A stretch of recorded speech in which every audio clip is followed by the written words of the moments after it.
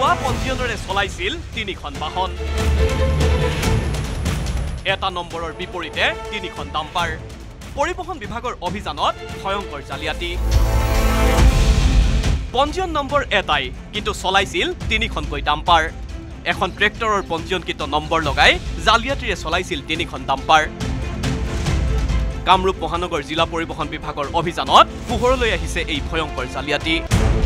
শুকুৰবাৰে মহানগৰীৰ বৰাগাঁওস্থিত এটা গেৰেজত অভিযান চলাইছিল পৰিবহণ বিভাগে।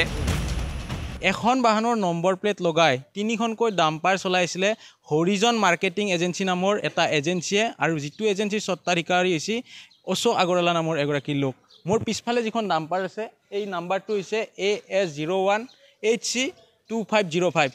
এখন প্ৰকৃত নাম্বাৰ প্লেট নহয়, ইয়াৰ বিপৰীতে এইখনৰ নম্বৰ হৈছে AS01 JC2150 নম্বৰ। 3খন ডাম্পাৰতে পঞ্জীয়ন কৰা হৈছিল এটাই নাম্বাৰ।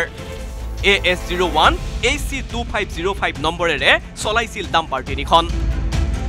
আনহাতে হৰিজন মাৰ্কেটিঙৰ নামত পঞ্জীয়ন হৈ আছে ডাম্পাৰ কেইখন।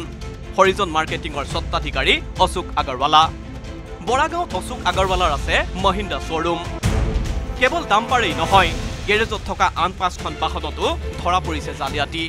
ইয়াত আমি দেখিলোঁ যে বিভিন্ন গাড়ীৰ নাম্বাৰৰ লগত চেচিছ নাম্বাৰ নিমিলে। তাৰোপৰি একেটা নাম্বাৰে 3খন গাড়ীত লগাই থোৱা আছে। আমি নাম্বাৰবোৰ নিজে নিজে লিখি দিলোঁ এতিয়া। আৰু তাৰোপৰি ধৰক এতিয়া ডাম্পাৰত আমি ট্ৰেক্টৰৰ নাম্বাৰ দেখিছোঁ, আৰু বহু সংখ্যক 20খন মান ইয়াত আছে। প্ৰায় গোটেইবোৰ গাড়ীৰে ইয়াতে টেক্স ডিফল্টাৰ গাড়ী। পৰৱৰ্তী সময়ত গেৰেজৰ পৰা পৰিবহণ বিভাগৰ কাৰ্যালয়লৈ লৈ যোৱা হয় এই বাহনসমূহ। ইতিমধ্যে কামৰূপ মহানগৰ জিলা পৰিবহণ বিভাগে গড়চুক থানাত দাখিল কৰিছে এজাহাৰ। মহিন্দ্ৰা শ্বৰুমৰ দৰে এজন স্বত্বাধিকাৰীৰ এনে কাণ্ডত চকু কপালত উঠিছে মহানগৰবাসীৰ। বশিষ্ঠৰ পৰা উৎপল হালৈ report, news 18 Assam north east.